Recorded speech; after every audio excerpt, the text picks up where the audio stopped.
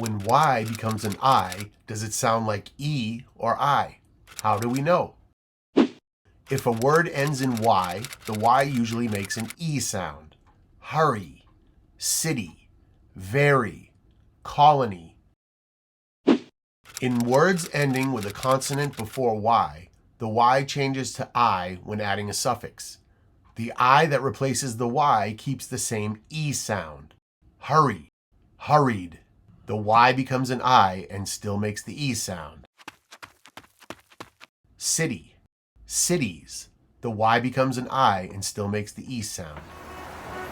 Very, variation. The Y becomes an I and still makes the E sound. Colony, colonial. The Y becomes an I and still makes the E sound. Stay tuned to Sue's Strategies for all the answers.